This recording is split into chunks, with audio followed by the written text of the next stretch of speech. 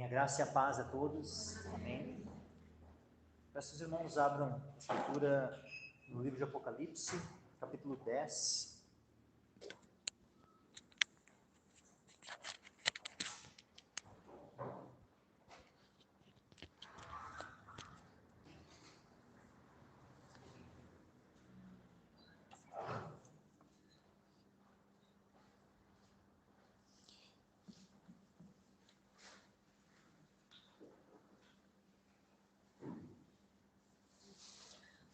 Apocalipse, capítulo 10, versículo 1 ao 11.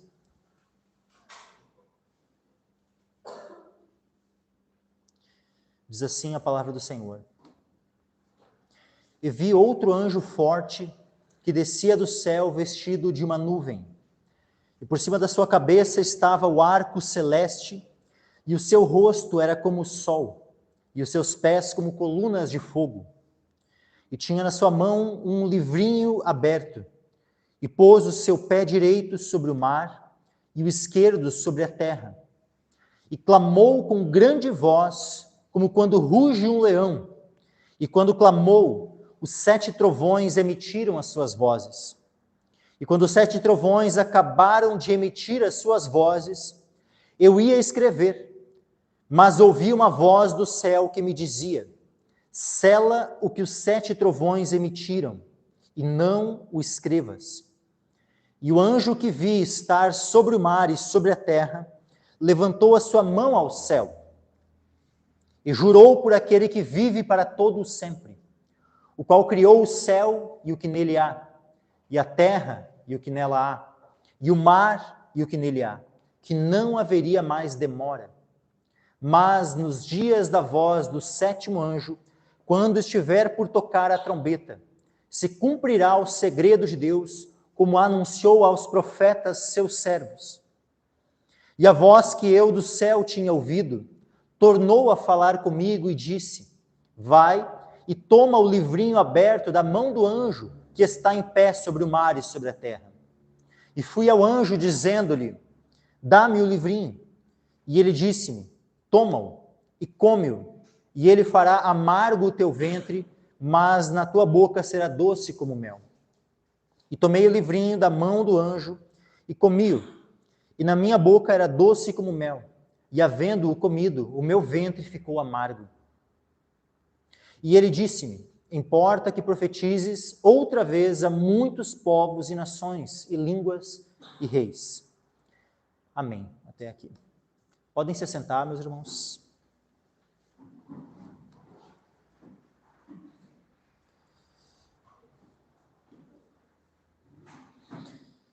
Então, dando continuidade aqui à exposição do livro de Apocalipse, no culto passado nós vimos o capítulo 9, onde falava sobre a 5ª e a 6ª trombeta, e agora, uma vez finalizada a 6ª trombeta, nós temos, assim como quando havia sido finalizado ali o evento da abertura do 6º selo, nós temos um parêntese que é aberto.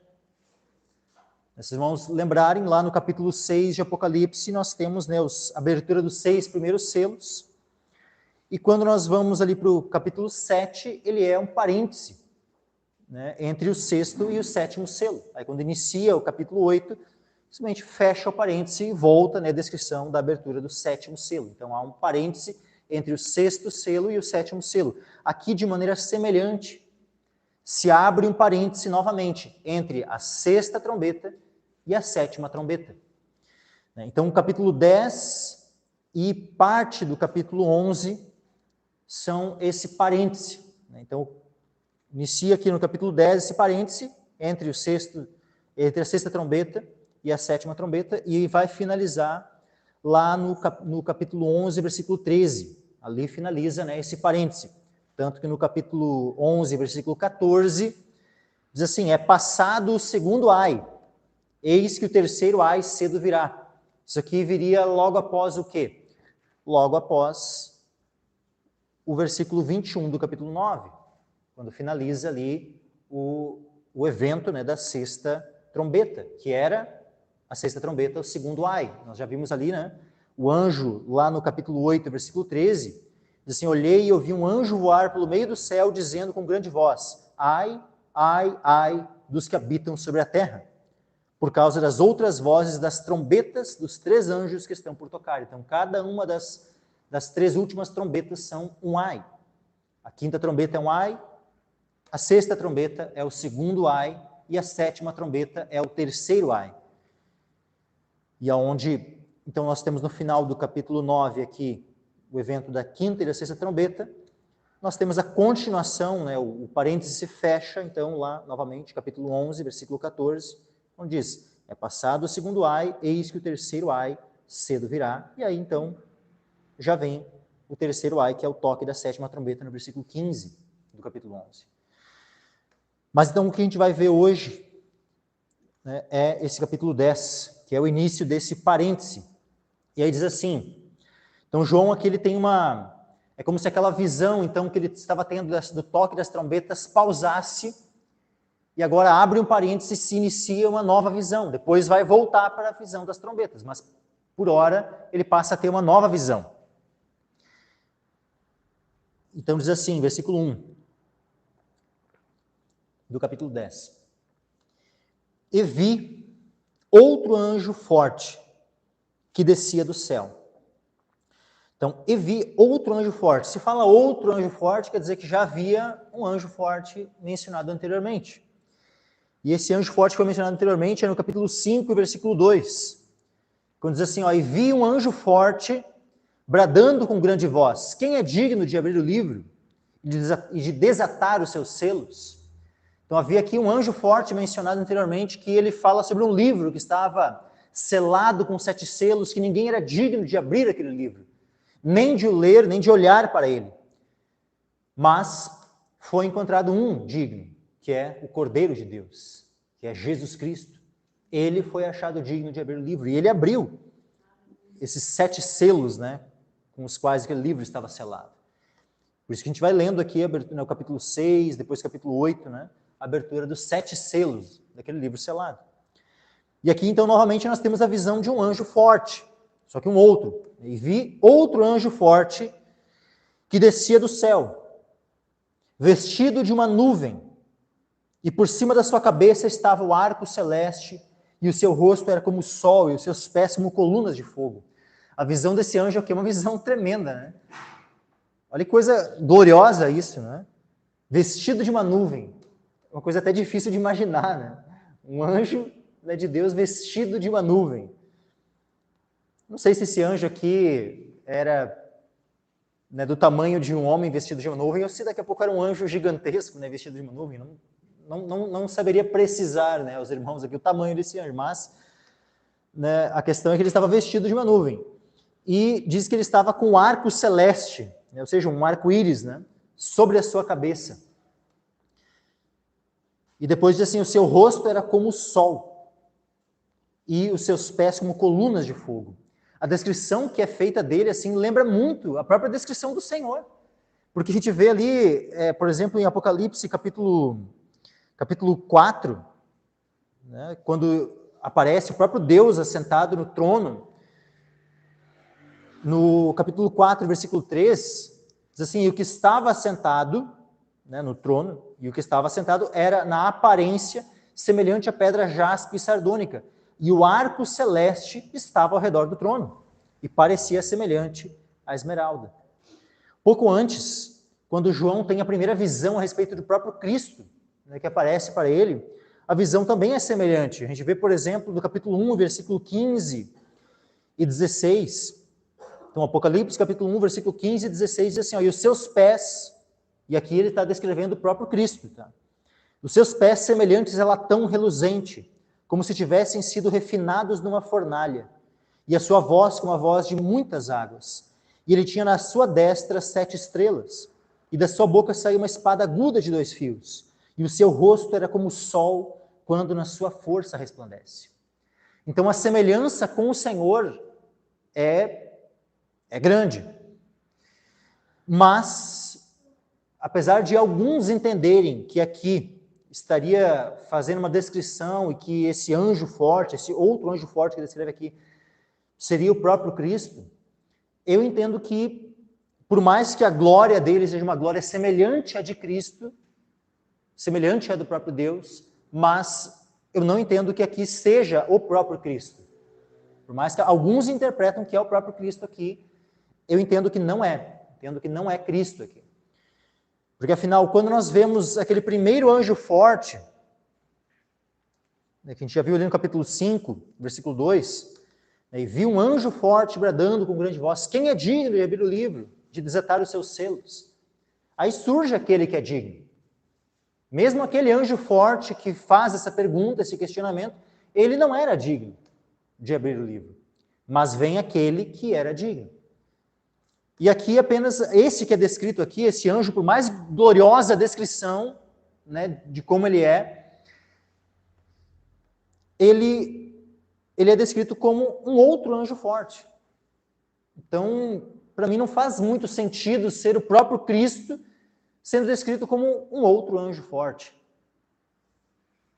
Então eu creio que esse outro anjo forte é um outro anjo forte, e não o próprio Senhor. Né?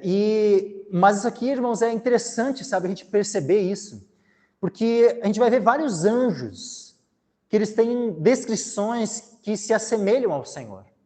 Por exemplo, aqui a gente vê várias situações aqui da aparência deste anjo que são semelhantes ao Senhor. Mas nós vemos também isso em outros anjos.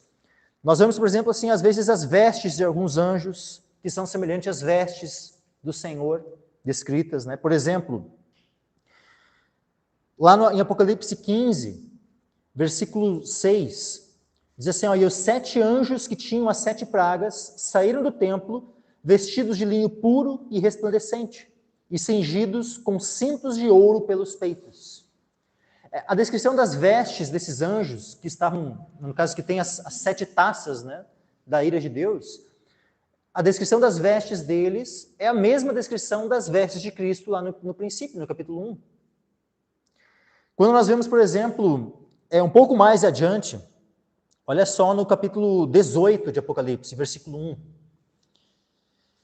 Diz assim: depois dessas coisas, vi descer do céu outro anjo, que tinha grande poder, e a terra foi iluminada com a sua glória. Pensa a glória, né, o brilho desse anjo, que com a sua glória a terra é iluminada. Pensa o quanto não brilha esse anjo, né? Então, assim, a gente vai vendo a descrição de vários anjos aqui, que a semelhança deles aponta para uma semelhança com o Senhor. E isso, meus irmãos, é digno de nós notarmos. E por quê? Porque isso aponta também para a glória que nós receberemos na eternidade. Porque, vamos abrir aqui alguns textos, né? Por que eu disse isso? Que aponta para a glória que nós receberemos na eternidade. Primeira carta de João, no capítulo 3, e versículo 2, diz assim: amados, agora somos filhos de Deus, e ainda não é manifestado o que havemos de ser, mas sabemos que quando ele se manifestar quem? Jesus Cristo. Ou seja, quando Jesus Cristo voltar. Quando ele se manifestar, seremos semelhantes a ele, porque assim como o veremos. Então a Escritura declara que nós vamos ser semelhantes a Cristo. Não diz iguais, mas diz semelhantes. As estrelas, elas são semelhantes umas às outras? São. Todas as estrelas são semelhantes umas às outras. Mas elas são iguais? Não. Elas diferem de glória em glória uma da outra. E isso claramente, né, está descrito aqui, por exemplo, na carta de 1 Coríntios. 1 Coríntios, capítulo 15. Justamente o capítulo, tu quer saber mais sobre ressurreição? Sobre a ressurreição dentre os mortos, como é que os mortos vão ressuscitar, que tipo de corpo terão quando ressuscitarem?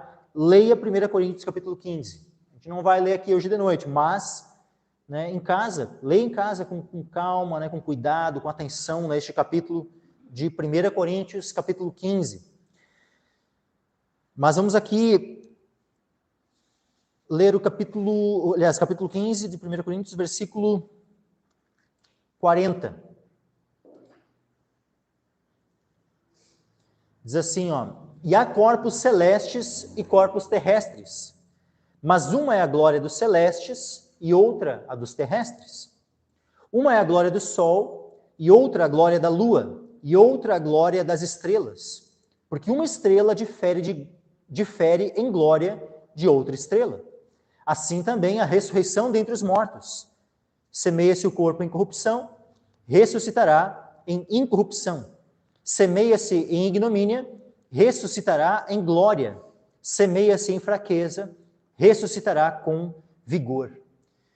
Então, isso mostra que o corpo que nós teremos quando ressuscitarmos, isso se tivermos passado pela morte, né? Porque se o Senhor Jesus voltar antes de termos morrido, vai acontecer o que diz aqui em 1 Coríntios 15, mas no versículo 51.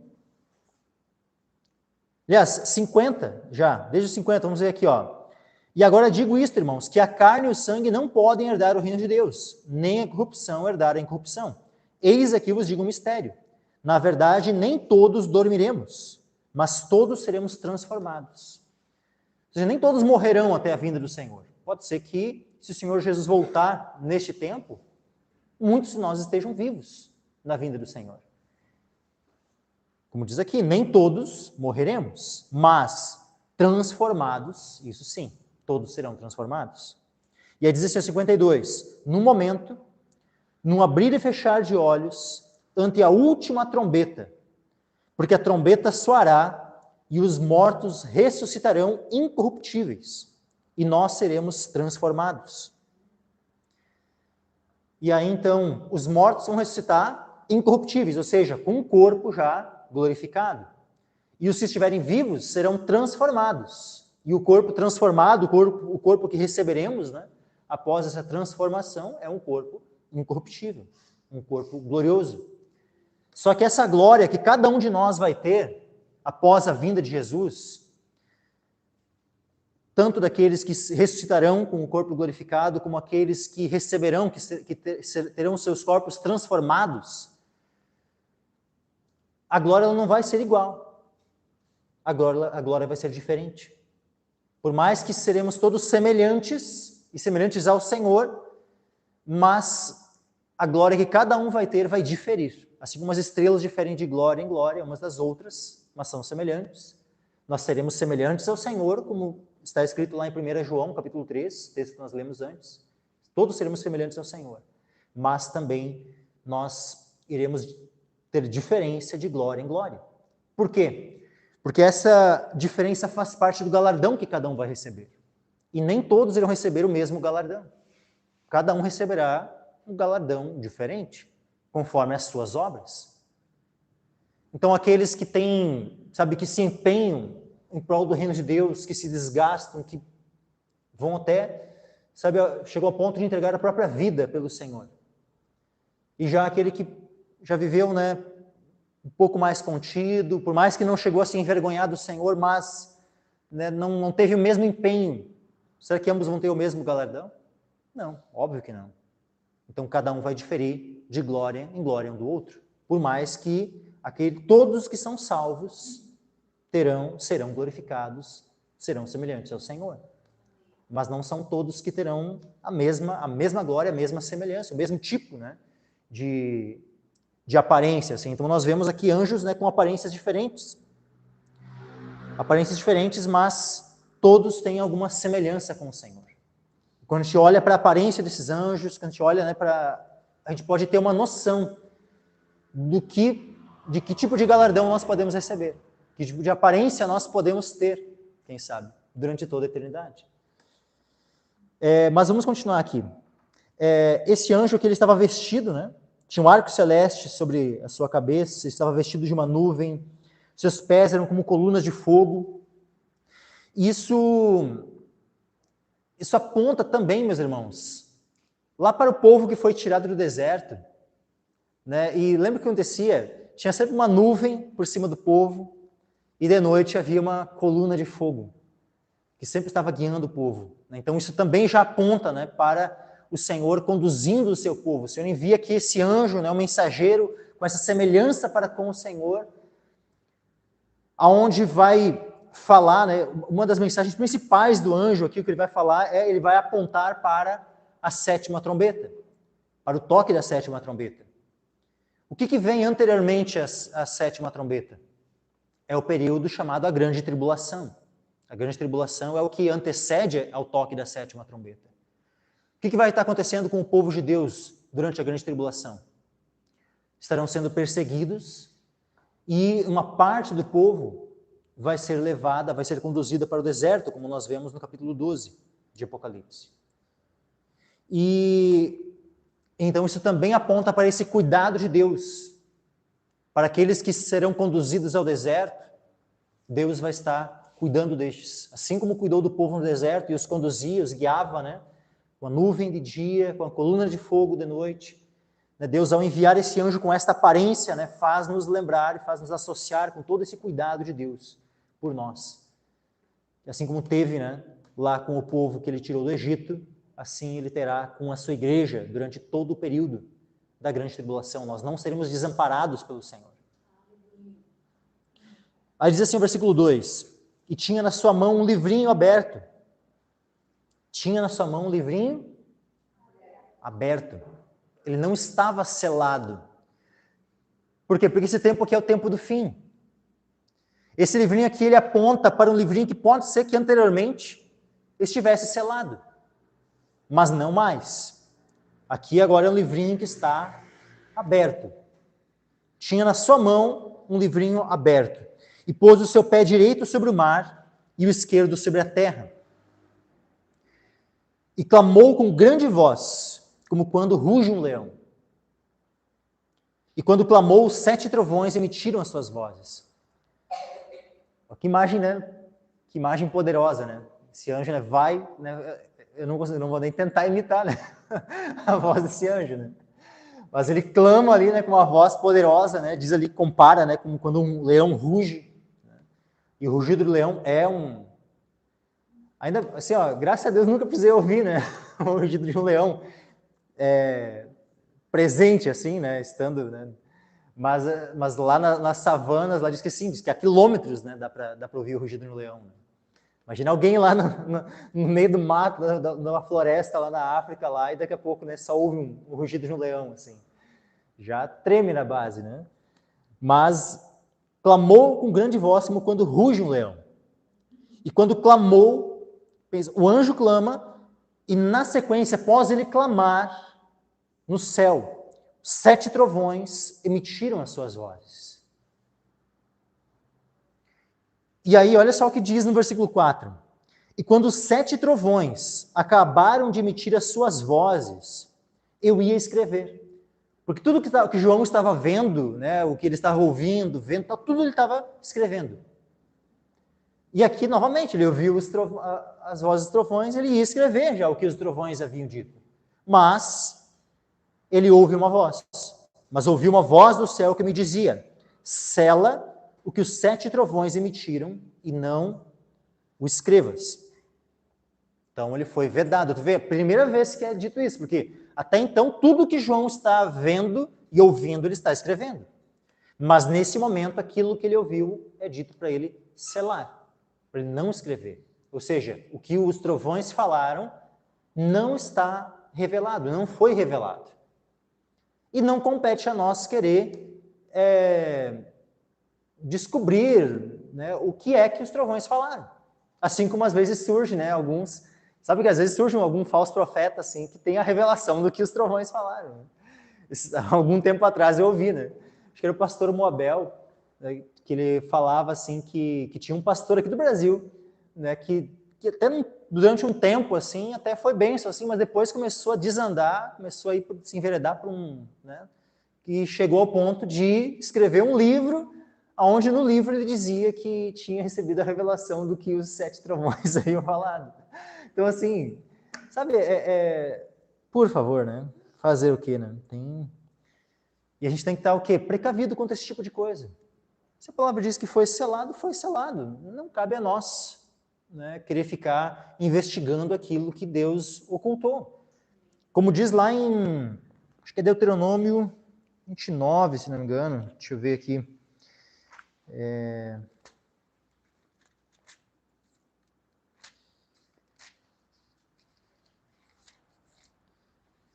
Um texto aqui muito tremendo em Deuteronômio. Deixa eu só abrir aqui.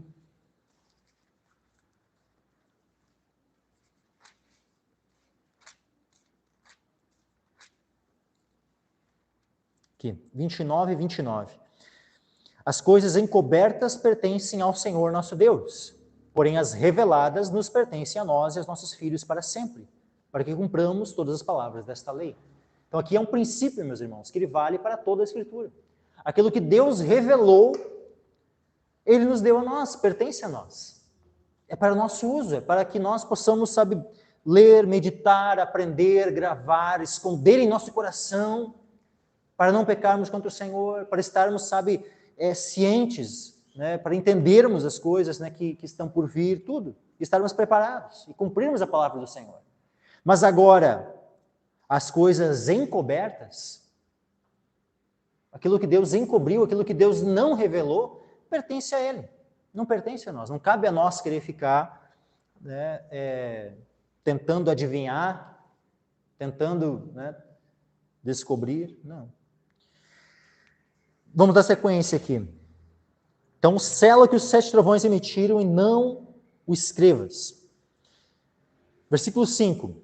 E o anjo que vi estar sobre o mar e sobre a terra, levantou a sua mão ao céu. Então vejam que pela segunda vez menciona que esse anjo ele estava sobre o mar e sobre a terra. Primeiro foi dito ali, né, que ele pôs o seu pé direito sobre o mar e o esquerdo sobre a terra. Ali no versículo 2. Agora, novamente, menciona, né? E o anjo que vi estar sobre o mar e sobre a terra levantou a sua mão ao céu. E aí ele fala assim, ó. Só uma coisa. Ele coloca um pé sobre a terra, outro pé sobre o mar. E isso mostra o quê? Mostra o domínio de Deus sobre toda a criação. Domínio de Deus sobre o mar, sobre a terra, e ele levanta a sua mão ao céu. Mostra o domínio de Deus sobre tudo, sobre toda a criação dele. E que a palavra de Deus, ela se cumpre. Deus é Senhor sobre tudo. Deus controla todas as coisas. Deus controla o que acontece no mar, Deus controla o que acontece na terra e nos céus. Nada foge do controle do Senhor. Ele é soberano sobre tudo. Por isso que o anjo se coloca, né, nesse ponto. Né? Ele coloca um pé sobre a terra, outro pé sobre o mar e levanta a sua mão ao céu quando ele vai jurar. Então o anjo que viu estar sobre o mar e sobre a terra levantou a sua mão ao céu. Olha só. E jurou por aquele que vive para todo sempre. Versículo 6. Jurou por aquele que vive para todo sempre, o qual criou o céu e o que nele há, e a terra e o que nela há, e o mar e o que nele há. Tu vê, criou o céu, criou a terra e criou o mar e tudo o que neles há. Então Deus é o criador de todas as coisas. Deus é o criador da terra, do mar e dos céus, de tudo. E por isso ele tem o controle sobre todas as coisas. Ele é o Senhor absoluto de tudo. Jurou por aquele que vive para todo sempre, o qual criou o céu e o que nele há, e a terra e o que nela há, e o mar e o que nele há, que não haveria mais demora. Então o anjo faz um juramento aqui que não haveria mais demora. Aqui o termo demora, né, em grego, é cronos, é tempo. Não haveria mais tempo, não haveria mais demora. É nesse sentido, não haveria mais demora, né, mas poderia ser traduzido também, né, como que não haveria mais tempo. Em que sentido não haveria mais tempo? Tem gente que chegou já a interpretar que o tempo iria terminar, que o tempo iria acabar no sentido assim, né, dimensão tempo. Isso não faz sentido. A dimensão que nós conhecemos como tempo, uma vez que quando Deus fala assim, ó, no princípio, criou Deus os céus e a terra, Deus criou a dimensão chamada tempo. Por mais que Deus não esteja limitado pelo tempo, como nós, mas toda a sua criação está limitada pelo tempo, meus irmãos. A criação só pode se expressar, né? A criação, na verdade, ela existe dentro do tempo. Não há como haver criação, não há como haver movimento, nada, se o tempo não existisse. Então, todos os seres que Deus criou, tudo o que existe, Deus criou dentro da dimensão tempo e espaço também. Isso é outra coisa. Então, Deus criou todas as coisas. Agora, Ele é o único que não está limitado pelo tempo e pelo espaço. Deus, sim, não precisa do tempo e do espaço. mas a sua criação necessita do tempo e do espaço. Então nós sempre estaremos limitados, né, pelo tempo e pelo espaço. Então a eternidade, ela não é um momento, não é uma situação onde o tempo vai deixar de existir. É só uma sequência de tempo interminável, que será eterna, que não vai mais acabar. É isso. Então, quando diz assim que não haverá mais tempo, não haverá mais demora, é no sentido de que não haverá mais tempo no sentido para o cumprimento das coisas que Deus profetizou. Porque olha o versículo 7, mas nos dias da voz do sétimo anjo, quando estiver por tocar, se cumprirá o segredo de Deus, como anunciou os profetas, seus servos. Ou seja, não haverá mais tempo para se cumprir as coisas. Ou seja, finalmente vai chegar o tempo do cumprimento final de todas as coisas. Esse é o sentido de não haverá mais tempo ou não haverá mais demora. Então há um juramento aqui que não haverá mais demora. E eu quero voltar, quero que os irmãos abram comigo, lá em Daniel, capítulo 12. Profeta Daniel, capítulo 12.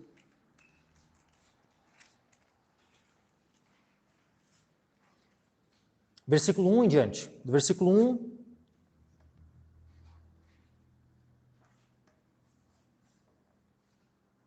Versículo 1 em diante.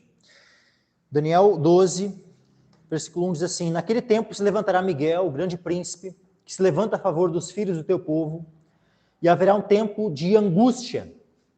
Um tempo de angústia. Que tempo de angústia é esse?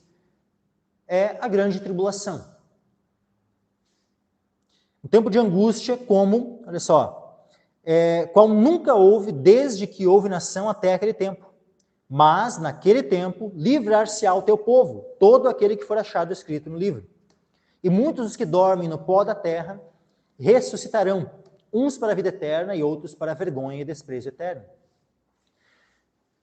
Aqueles que ressuscitarão para a vida eterna, ressuscitarão quando? Ao toque da sétima trombeta.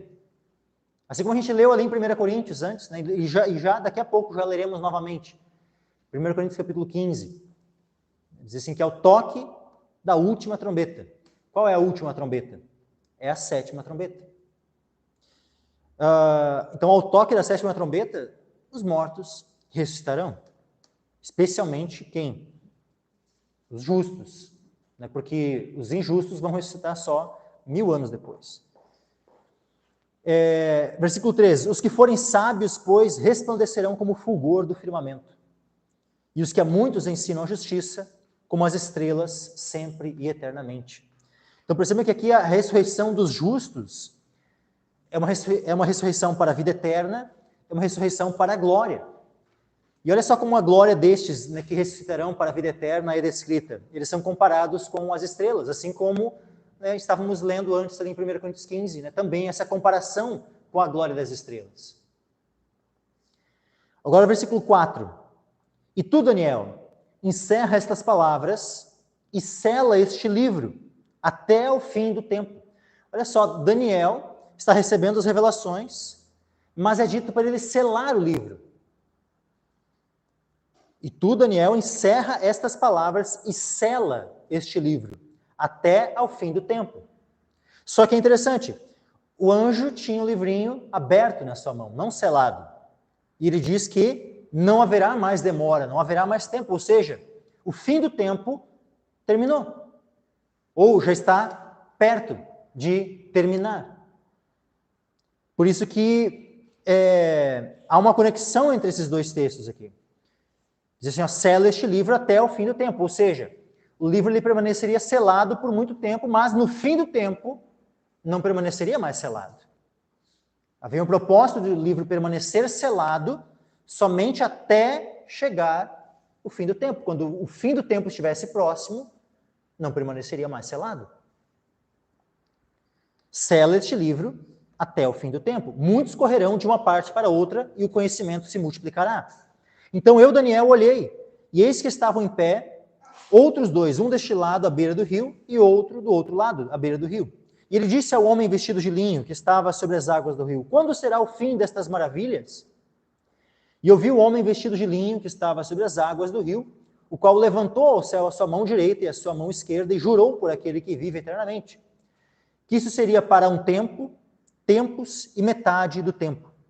E quando tiverem acabado de espalhar o poder do povo santo, todas estas coisas serão cumpridas.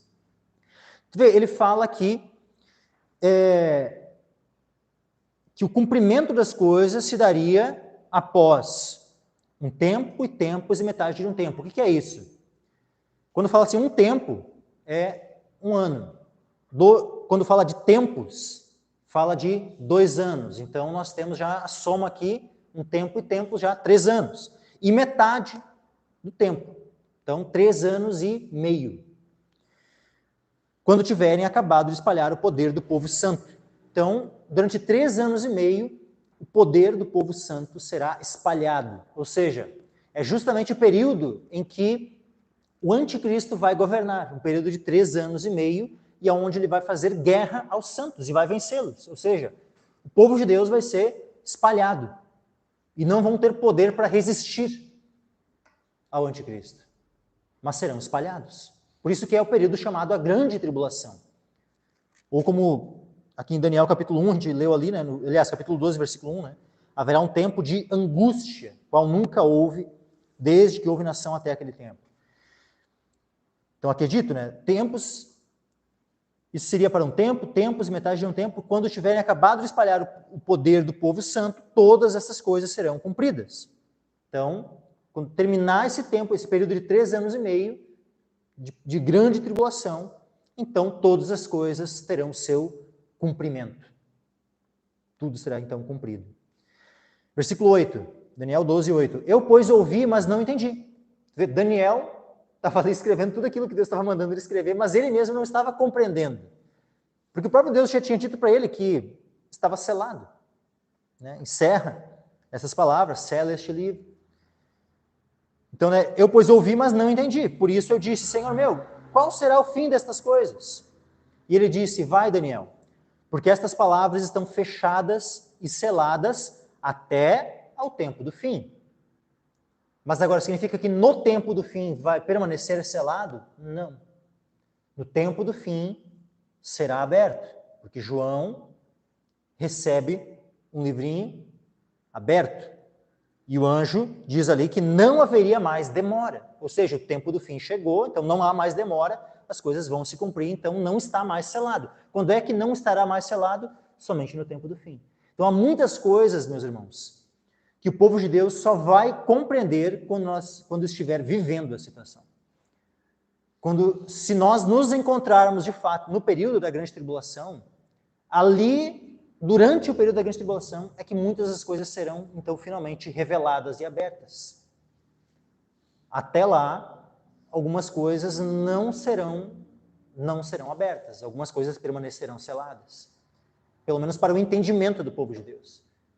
Então, o entendimento claro das coisas vai se dar de maneira plena quando chegar de fato, quando estivermos vivendo o tempo do fim. Então, diz assim, novamente, Daniel 12, 9. E ele disse, vai, Daniel, porque essas palavras estão fechadas e seladas até o tempo do fim. Versículo 10. Muitos serão purificados e embranquecidos e provados, mas os ímpios procederão impiamente, e nenhum dos ímpios entenderá, mas os sábios entenderão. Então, durante a grande tribulação, o povo de Deus vai estar sendo perseguido, os ímpios não vão estar entendendo as profecias ou o que está acontecendo, mas o povo de Deus vai estar sendo perseguido, mas vai estar entendendo o que está acontecendo. Nenhum dos ímpios entenderá, mas os sábios entenderão. Agora, voltando lá para Apocalipse. Apocalipse 10, versículo 6. E jurou por aquele que vive para todo sempre, o qual criou o céu e o que nele há, a terra e o que nela há, e o mar e o que nele há, que não haveria mais demora.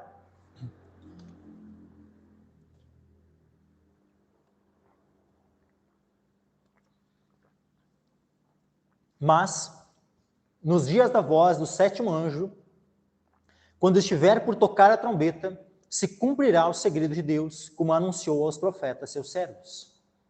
E aqui, então, é dito que o anjo, quando ele estiver para tocar, vai se cumprir o segredo de Deus. Ou seja, vai haver cumprimento, né, de muitas profecias. E qual é que segredo de Deus é esse que vai se cumprir e que tem vínculo com o toque da sétima trombeta? Você vê, quando estiver por tocar a trombeta, né, o sétimo anjo, então vai se cumprir o segredo de Deus, como anunciou os profetas, seus servos. E só uma coisa também para chamar a atenção aqui. Quando diz assim, como anunciou, tá? Esse anunciou aqui, o verbo, tá? Anunciou, traduzido por anunciou, é o mesmo verbo que é utilizado para evangelizar. Ou seja, poderia ser traduzido como evangelizou aos profetas, seus servos. Então aqui não fala apenas de juízos, aqui fala também de boas novas.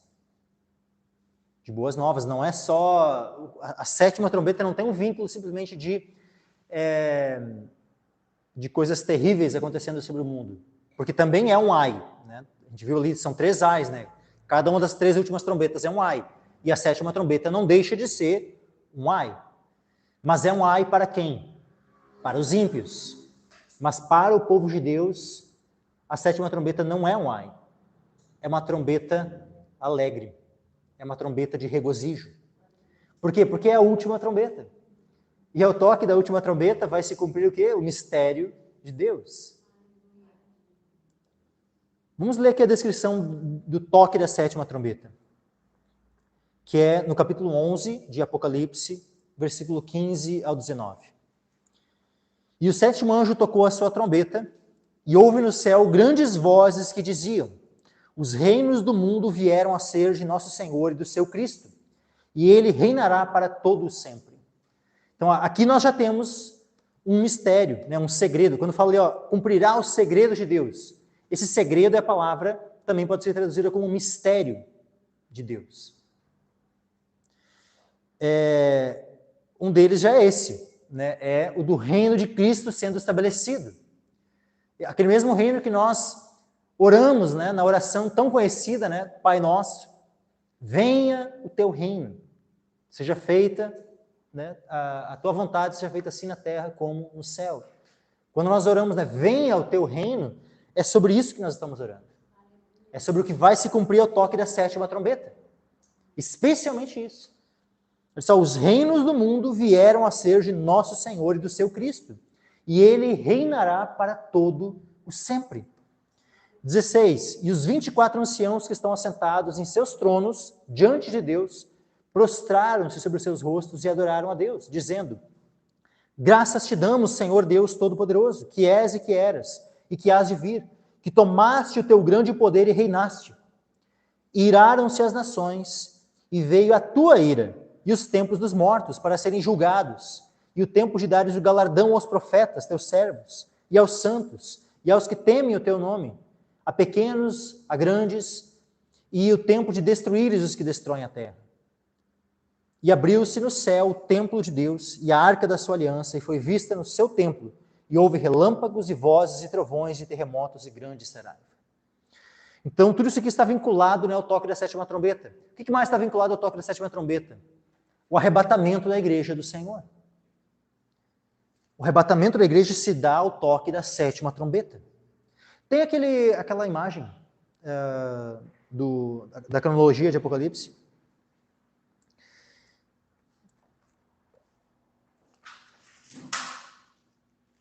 Quem puder, irmãos, abram 1 Tessalonicenses, capítulo 4, e versículo 13 ao 17.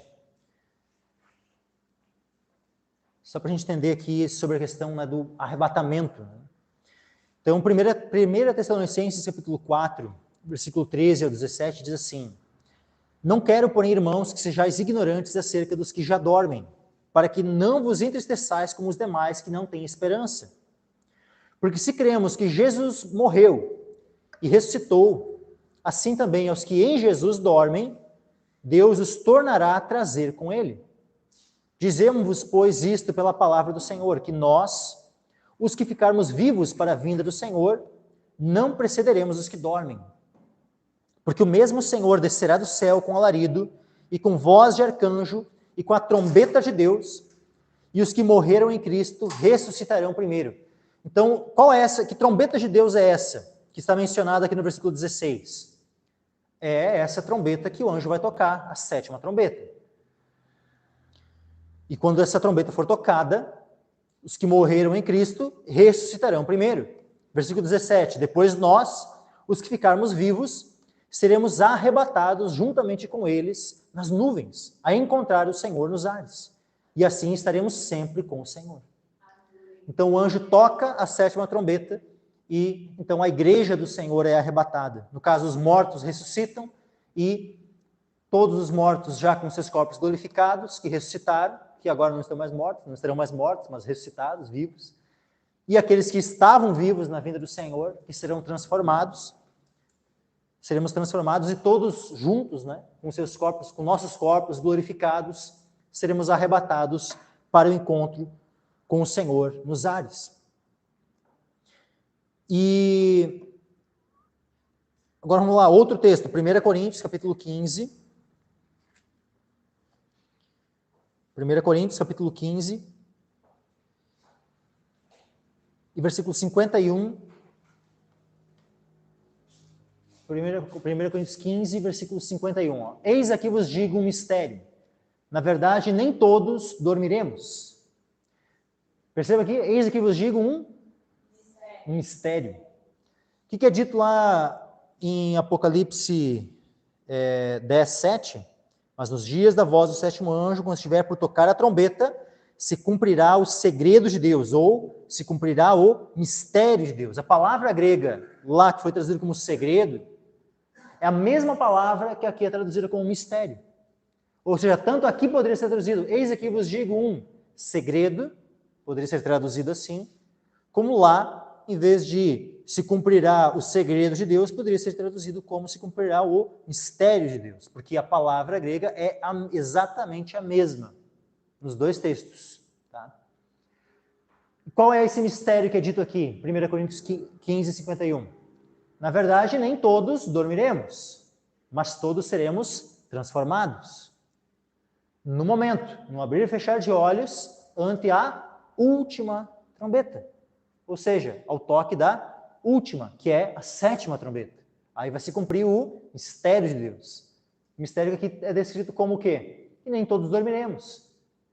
Né? Mas ao toque da última trombeta, o que vai acontecer? Um pouco mais adiante. Porque a trombeta soará, né, a 7ª, os mortos ressuscitarão, incorruptíveis, e nós seremos transformados. E conforme a gente leu lá em 1 Tessalonicenses, então nós seremos arrebatados para o encontro com o Senhor nos ares. E após esse encontro, né, seremos reunidos na presença do Senhor nos ares e desceremos com Ele e reinaremos sobre a terra. É isso. Então aqui vai se cumprir esse mistério, esse segredo de Deus, né? A vinda do Senhor, a ressurreição dos mortos, dos justos, o arrebatamento, sabe, o reino de Cristo, o reino eterno sendo inaugurado, as bodas do Cordeiro, tantos eventos proféticos que serão cumpridos, vinculados ao toque da 7ª trombeta. Então tem todos os aspectos que para nós são muito bons, são alegres, né? Tudo isso, sabe, é algo grandioso, é algo muito bom. Mas agora, da parte dos ímpios, é óbvio que os eventos vinculados ao toque da 7ª trombeta não são bons. Porque também é descrito como o terceiro ai. Né? Então é um momento também de juízo, porque a gente viu ali que ao toque da 7ª trombeta, que é dito, por exemplo, no capítulo 11 de Apocalipse, e versículo 18, iraram-se as nações. Contra quem as nações se iraram? Contra o povo de Deus. Porque afinal foram as causadoras da grande tribulação. Atribularam o povo de Deus durante 3 anos e meio. Iraram-se as nações, mas ao toque da 7ª trombeta, né, se consuma o quê? A ira de Deus. Iraram-se as nações e veio a tua ira e o tempo dos mortos para que sejam julgados.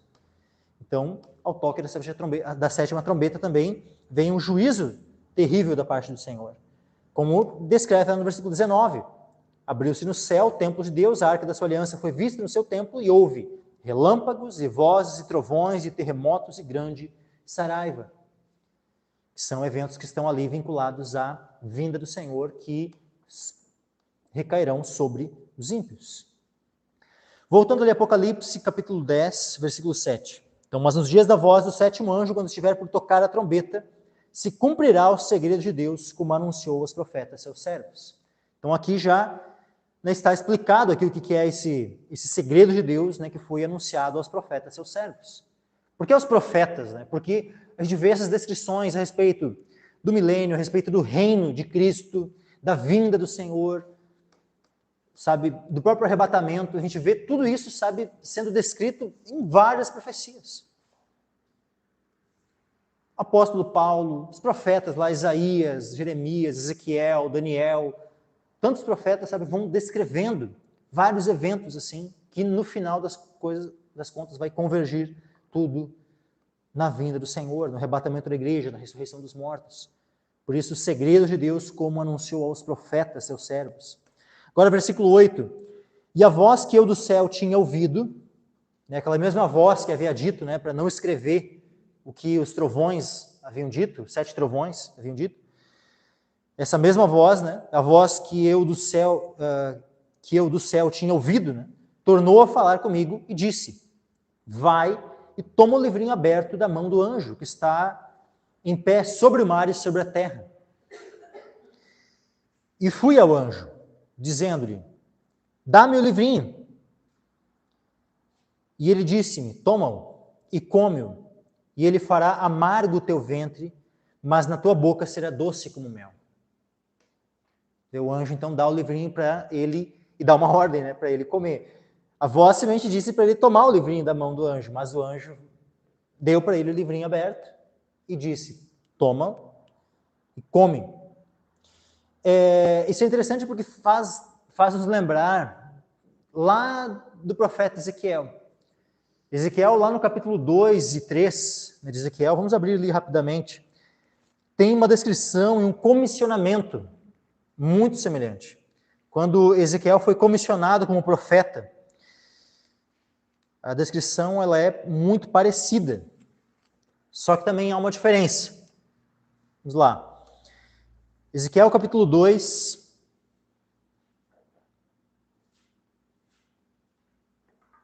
e Ezequiel capítulo 2, versículo 9 e 10 diz assim: então vi, e eis que uma mão se estendia para mim, e eis que nela havia um rolo de livro. E estendeu-o diante de mim, e ele estava escrito por dentro e por fora, e nela estavam escritas lamentações e suspiros e ais. Depois me disse: filho do homem, come o que achares, come este rolo, e vai e fala à casa de Israel. Então abri a minha boca e me deu a comer o rolo. E disse-me: filho do homem, dá a comer ao teu ventre, e enche as tuas entranhas deste rolo que eu te dou. Então o comi, e era na minha boca doce como mel. Então aqui descreve dessa forma. Ele come o livrinho aqui, Ezequiel, né, e diz que na sua boca era doce como mel. Não diz que era amargo no seu estômago, mas é provável que fosse. Por quê? Porque é dito lá no capítulo 2, versículo 10, que a gente acabou de ler, e estendeu diante de mim, né, ou seja, né, abriu, né, o rolo diante dele, estava escrito por dentro e por fora, e nele estavam escritas lamentações, suspiros e ais. Então, por mais que era doce na boca, né, porque a revelação de Deus, né, quando nós passamos a entender as coisas de Deus, nós nos alegramos, né, algo tão bom, mas o efeito, né, disso, seja quando nós anunciamos para as pessoas, e muitas vezes a resistência, ou como profetas de Deus, né, quantos profetas, né, foram, em vez de serem recebidos, né, como profetas de Deus, foram perseguidos por estarem falando da parte de Deus. Então, o efeito que tem, né, a palavra de Deus quando anunciada, muitas vezes não é agradável, é amargo. E até mesmo o efeito que tem sobre os ouvintes também é um efeito amargo, porque falar sobre lamentações, suspiros e ais, né? Então, receber a revelação é uma coisa, mas agora quando tu vai falar disso, e especialmente o que é, né, qual é o assunto, o tema do que vai estar sendo falado, e quando de fato acontecerem essas coisas, Não é algo nem um pouco agradável. E então João aqui, né, diz assim, e ele fará amargo, né, ele diz, toma-o e come-o, ele fará amargo o teu ventre, mas na tua boca será doce como mel. Agora, Apocalipse 10, 10. E tomei o livrinho da mão do anjo e comi-o, e na minha boca era doce como mel. E havendo-o comido, o meu ventre ficou amargo. Então, assim como Ezequiel, né, ele comeu o livro, na boca era doce como mel, mas o seu ventre ficou amargo. Só que há uma diferença, Ezequiel ele foi enviado não a outros povos para profetizar. Ezequiel foi enviado para profetizar ao povo de Israel. Isso como ensinamento do profeta Ezequiel. Mas agora João, o apóstolo João aqui não foi enviado para profetizar para simplesmente e somente para o povo de Israel. Aqui dita o versículo 11, e ele disse-me, importa que profetizes outra vez a muitos povos e nações e línguas e reis. Então, ele disse-me, importa que profetizes outra vez a muitos povos e nações e línguas e reis. Ou seja, a mensagem é para ser levada a todas as nações. Será que o profeta, aliás, também profeta, né? João, o apóstolo João, que também era profeta, ele sozinho pôde ir para todos os povos, nações, línguas e reis para profetizar? Ele não. Mas agora a igreja do Senhor, especialmente no tempo do fim, vai fazer isso. Vai cumprir essa missão. Vai dar testemunho. E aí, agora eu quero que puxe aquela imagem lá, da cronologia. Então aqui, meus irmãos, nós temos o período, né, da última semana. Lá em Daniel nós temos, né, aquelas 70 semanas, aí a última semana, né, que são semanas de anos, né, os últimos 7 anos, são 7 anos anteriores à vinda de Cristo, que nós temos então o toque da 7ª trombeta, onde vai se cumprir, né, o mistério, o segredo de Deus, conforme ele anunciou aos profetas. Então nós temos a vinda de Cristo, o arrebatamento da igreja, a ressurreição dos mortos. O que é o período que vem anterior, né, ao toque da 7ª trombeta? O período de grande tribulação, onde o povo de Deus é perseguido por um período de 3 anos e meio. Também período de 42 meses ou 1.260 dias. Até agora, no livro de Apocalipse, a gente não tem tido referência a esses tempos aqui, né? 3 anos e meio, 42 meses, 1.260 dias. Mas é muito interessante porque a partir do capítulo 11 de Apocalipse vai começar a ter frequentemente menção a esses tempos aqui. Tá? Então, a partir do capítulo 11, ou seja, a partir do domingo que vem, né, se Deus permitir, a gente vai começar a expor e esses tempos, né, vão começar a ficar bem claros aqui no próprio livro do Apocalipse. Tá? Então, o que acontece? Esse período de grande tribulação é um período onde, esse período final, né, anterior à vinda de Cristo, é um período onde a igreja do Senhor vai ser o período de maior perseguição ao povo de Deus. Período de maior perseguição aos santos. Mas também é um período, meus irmãos, onde vai haver apostasia por um lado, porque onde há muita perseguição também existem aqueles que apostatam, que abandonam a fé, mas também vai haver avivamento, meus irmãos.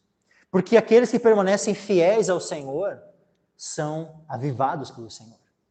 São cheios do Espírito Santo.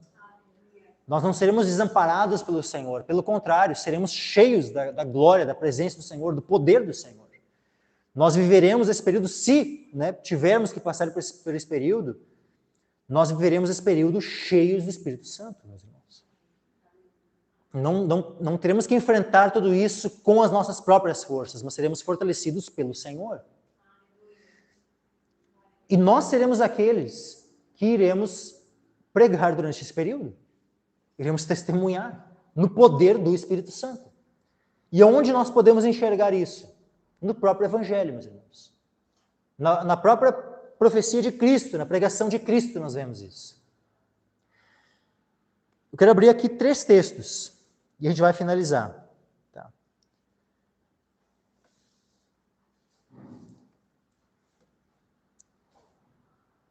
Porque tem conexão direta, né, com esse versículo 11 de Apocalipse 10, 11 aqui. Ele diz, importa que profetizes outra vez a muitos povos, e nações, e línguas, e reis.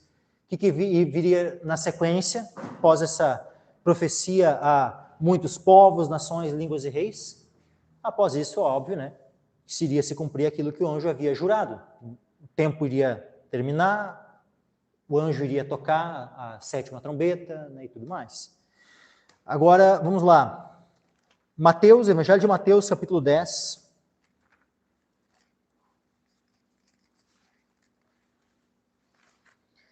Mateus 10, versículo 18.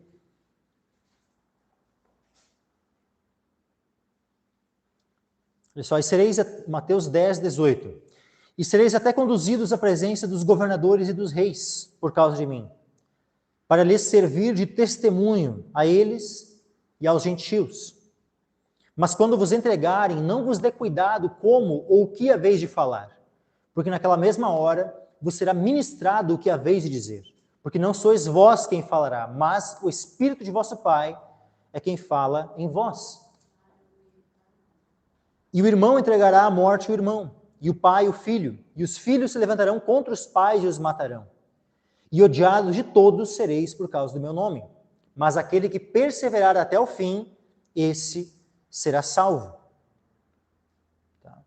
Agora vamos lá, Mateus capítulo 24, sermão escatológico de Cristo. Mateus 24, nós vemos aqui, ó, versículo 7, vai falar sobre o princípio das dores. Põe só novamente aqui para nós aqui isso, aquela imagem.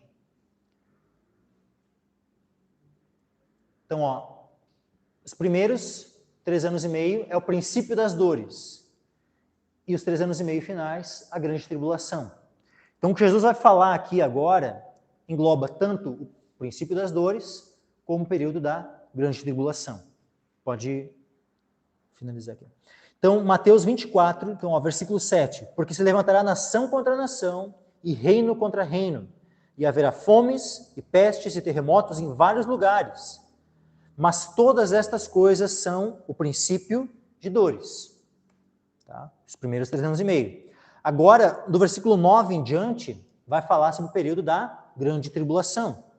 Do versículo 9 até o 14, tá? Descreve o período da grande tribulação. Então vos hão de entregar para serdes atormentados, que também poderia ser traduzido como afligidos ou atribulados. E ele diz assim, ó, e matar-vos-ão, e sereis odiados de todas as nações por causa do meu nome. Nesse tempo, muitos serão escandalizados, e trair-se-ão uns aos outros, e uns aos outros se odiarão, e surgirão muitos falsos profetas e enganarão a muitos. E por se multiplicar a iniquidade, o amor de muitos esfriará. Mas aquele que perseverar até o fim, esse será salvo. E este evangelho do reino será pregado em todo o mundo, em testemunho a todas as nações, e então virá o fim.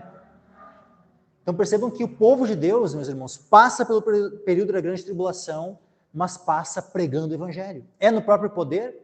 É premeditando no que vai falar? Não. O próprio Jesus disse que nós não precisamos ter cuidado com o que a gente vai falar, porque o próprio Espírito Santo vai falar por nós. Então nós seremos assistidos por Deus, pelo Espírito de Deus. E um último texto, tá, que é Marcos, que ele praticamente soma tanto o que estava ali em Mateus 10, como o que estava aqui em Mateus 24, que é Marcos 13.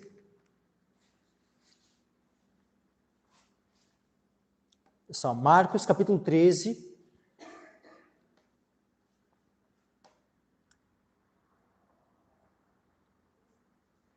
versículo 8 em diante. É muito semelhante, né, com o que a gente leu aqui em Mateus 24. Até porque era o mesmo sermão, né? Mas, olha só, mas ele vai ter alguns detalhes aqui, né, além. Diz, porque se levantará nação, Marcos 13, versículo 8. Tá? Porque se levantará nação contra nação, e reino contra reino, e haverá terremotos em diversos lugares, e haverá fomes e tribulações. Estas coisas são os princípios das dores. Mas olhai por vós mesmos, porque vos entregarão aos concílios e às sinagogas, e sereis açoitados, e sereis apresentados perante os presidentes e reis, por amor de mim, para lhes servir de testemunho. Mas importa que o evangelho seja primeiramente pregado entre todas as nações. Então o povo de Deus vai estar sendo perseguido, mas vai pregar o evangelho a todas as nações. A grande comissão vai ser cumprida, meus irmãos, pelo povo de Deus. Um povo não fraco, mas um povo fortalecido pelo Senhor. Um povo cheio do Espírito Santo. Quando, pois, vos conduzirem e vos entregarem, olha o versículo 11, quando, pois, vos conduzirem e vos entregarem, não estejais ansiosos de antemão, pelo que haveis de dizer, nem premediteis, mas o que vos for dado naquela hora, isso falai, porque não sois vós os que falais, mas o Espírito Santo. E o irmão entregará à morte o irmão, e o pai ao filho. Levantar-se-ão os filhos contra os pais e os farão morrer. E sereis odiados por todos, por causa do meu nome. Mas quem perseverar até o fim, esse será salvo. Então, que mais uma vez, né, finaliza ali onde é que a gente tinha, né, lido até em Mateus, né? Mas olha só, eu quero ler aqui mais alguns detalhes aqui, tá? Deixa eu ver, vamos ali um pouco mais adiante, versículo 19 ao 23, ó. 19 em diante. Porque naqueles dias haverá uma aflição tal, qual nunca houve desde o princípio da criação que Deus criou até agora, nem jamais haverá. E se o Senhor não abreviasse aqueles dias, nenhuma carne se salvaria. Mas por causa dos eleitos que escolheu, abreviou aqueles dias. E então, se alguém vos disser, eis aqui o Cristo, ou ei-lo ali, não acrediteis. Porque se levantarão falsos cristos e falsos profetas e farão sinais e prodígios, para enganarem, se possível, até os escolhidos. Mas vós vede, eis que de antemão vos tenho dito tudo. Ora, naqueles dias, depois daquela aflição, ou seja, quando terminar, né, o período da grande tribulação, o sol se escurecerá, a lua não dará sua luz, e as estrelas cairão do céu, e as forças que estão no céu serão abaladas. E então verão vir o Filho do Homem nas nuvens com grande poder e glória. Então o Senhor Jesus vai voltar. Isso quando? Ao toque da sétima trombeta. E quando a sétima trombeta, que é a última, ressoar, o que vai acontecer? Versículo 27. E ele enviará os seus anjos e ajuntará os seus escolhidos, desde os quatro ventos, da extremidade da terra até a extremidade do céu. Então aqui ocorre então a ressurreição dos mortos e o arrebatamento da igreja do Senhor. Mas o que acontece logo antes? A grande tribulação. O que acontece durante a grande tribulação? A igreja dá testemunho da verdade. A igreja testemunha perante povos, nações, reis, perante todos, mesmo sendo odiados. Assim como o nosso Senhor foi odiado, nós também seremos odiados. Assim como muitas vezes a gente já percebe, né, como há um ranço contra o povo de Deus, assim, né, quando existem alguns movimentos, assim, pega ali, às vezes, um movimento esquerdista, né, olha o que o comunismo já fez na história. Pega qualquer país onde, por exemplo, União Soviética, Coreia do Norte, Eritreia, China, pega qualquer país comunista, onde, né, a ideologia é uma ideologia ateísta. Qual é a principal religião que eles perseguem? É o cristianismo. São os cristãos. São os principais. E eu lembro assim de um livro, né, de acho que, se não me engano, o título é Perseguido por Amor a Cristo. É um testemunho, assim. Richard Rembrandt, acho que é mais ou menos assim, o nome dele. Ele estava num país e ele viveu no tempo do nazismo, né? Então, o país que ele estava é um dos países ali do leste europeu, né? E que tinha sido invadido pela Alemanha. Então, na época da Segunda Guerra Mundial. Então, ele chegou vamos dizer assim, a estar debaixo daquela dominação, né, do nazismo. E que ele falou que foi terrível, foi muito ruim.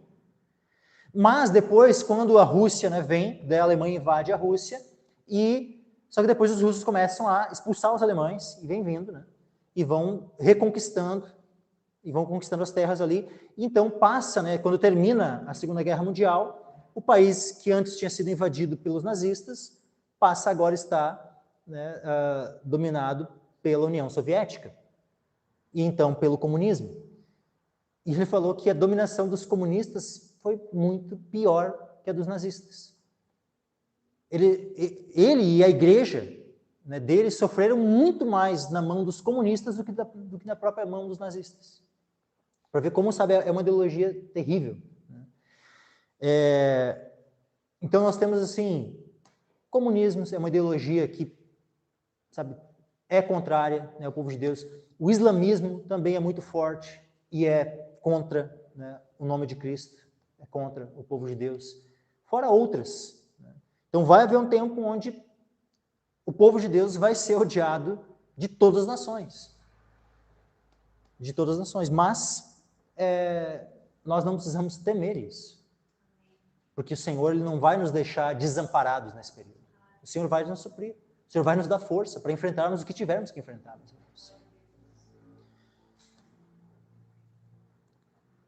Então hoje eu quero, né, finalizar por aqui.